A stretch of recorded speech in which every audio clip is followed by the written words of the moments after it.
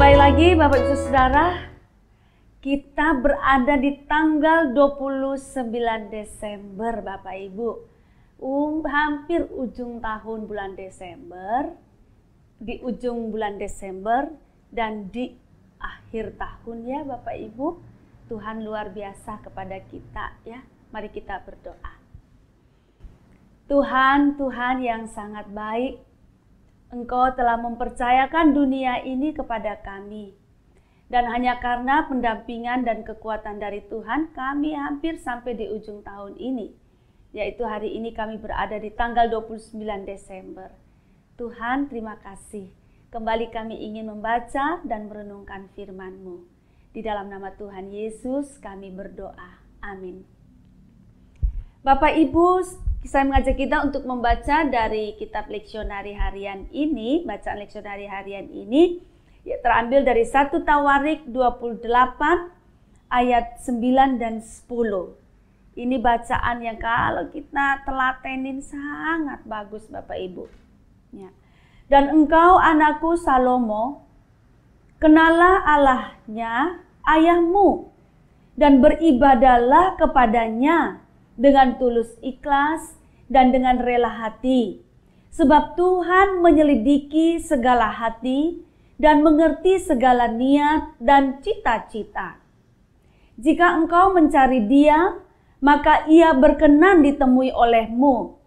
Tetapi jika engkau meninggalkan Dia, maka Ia akan membuang engkau untuk selamanya. Camkanlah sekarang, sebab Tuhan telah memilih engkau untuk mendirikan sebuah rumah menjadi tempat kudus. Kuatkanlah hatimu dan lakukanlah itu.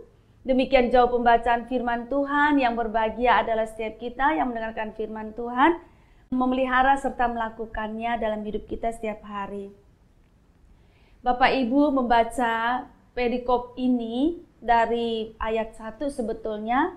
Baru sampai ayat 10 ini sebetulnya saya sangat-sangat terharu. Daud ini sungguh-sungguh menunjukkan siapa dirinya. Baik sebagai kepala keluarga, sebagai orang tua, sebagai seorang raja, dan terutama sebagai umat Tuhan Allah. Dia penuh dengan kesetiaan kepada Tuhan. Bapak Ibu, ayat 9 sampai ayat 10 yang saya baca merupakan penggalan. Itu sebetulnya berasal dari cerita yang luar biasa. Daud ini berada di tengah-tengah kehebatannya. Betul-betul Daud sedang betul-betul hebat, kuat sekali. Tetapi ketika berada di tengah-tengah kehebatannya itu, di mana ada puja dan puji dan berkat Tuhan yang luar biasa kepadanya, Daud memutuskan untuk membangunkan rumah khusus, tempat khusus bagi Tuhan Allah. Bisa disebut sebagai bait Allah.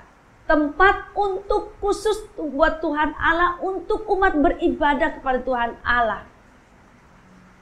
Dan untuk cita-citanya ini dia sampaikan kepada Tuhan. Dia kumpulkan para pembesar. Dan dia sampaikan kepada para pembesar apa yang menjadi cita-citanya.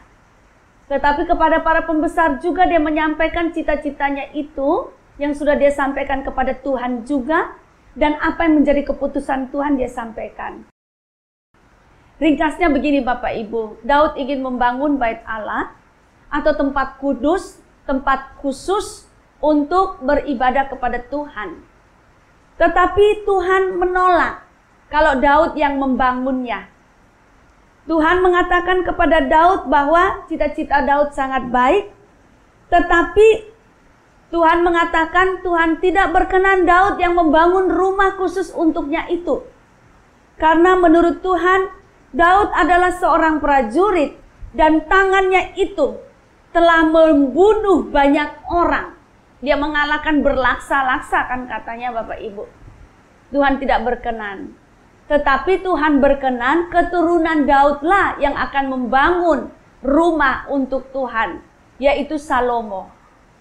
Nah, keputusan Tuhan ini Daud sampaikan kepada para pemimpin bangsa Israel. Dia berpesan kepada para pemimpin itu bahwa Dia berencana untuk membangun rumah bagi Tuhan, tetapi Tuhan tidak berkenan terhadap dirinya. Tuhan berkenan kepada anaknya. Namun pesan khusus dari Daud kepada para pemimpinnya itu adalah ia meminta agar para pemimpinnya itu berlaku setia kepada Tuhan. Para pemimpinnya itu harus betul-betul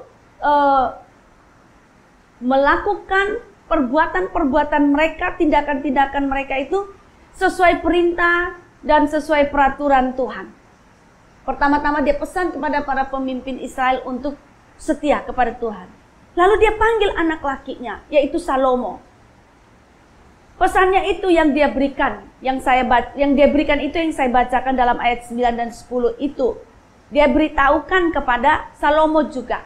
Ya, tadi dia beritahukan kepada para pemimpin bahwa mereka harus setia kepada Tuhan.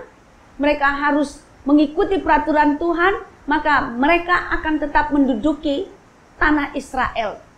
Memiliki tanah Israel itu. Nah, kepada anaknya ia juga beri pesan. Dia mengatakan, dan engkau anakku Salomo, kenallah Allahnya ayahmu. Dia pesan kepada Salomo bahwa Salomo harus betul-betul mengenal Allah yang disembah oleh dirinya, oleh Daud, oleh ayah Salomo itu. Lalu dia juga mengatakan supaya Salomo itu benar-benar beribadah kepada Allah yang disembah oleh ayahnya, yaitu oleh Daud, oleh dirinya sendiri dengan tulus, ikhlas, dan rela hati. Ini Daud ini ayah yang sangat hebat, ayah yang tegas, ayah yang bisa mendidik anaknya ya. Dia mengatakan sebab apa? Kenapa Salomo harus mengenali Allah ayahnya? Kenapa Salomo harus beribadah dengan tulus, ikhlas, dan dengan rela hati? Karena Allah adalah Allah yang memeriksa hati. Allah yang mengerti segala niat dan cita-cita. Artinya apa yang ada dalam sini, dalam diri kita manusia yang paling dalam, Tuhan Allah bisa periksa. Kalau kita palsu, kita pura-pura, Tuhan Allah pasti tahu. Nah, dia pesan kepada anak lakinya yang akan menggantikan dia dan membangun rumah khusus untuk Tuhan Allah. Dengan tegas dia katakan ya seperti itu. Lalu dia juga pesan, jangan pernah meninggalkan Tuhan Allah. Kalau kamu mencari Tuhan, Tuhan akan membiarkan dirinya untuk kamu temui. Tapi kalau kamu tinggalkan Tuhan, maka efeknya akan luar biasa. Tuhan akan membuang kamu. Wow, saya kagum dengan Bapak, seorang ayah yang sangat jelas imannya, mantap imannya, dan itu dia turunkan dengan tegas dan gamblang kepada anak-anaknya. Bagaimana ia setia kepada Tuhan Allah, dia mendidik anaknya untuk setia juga kepada Tuhan Allah.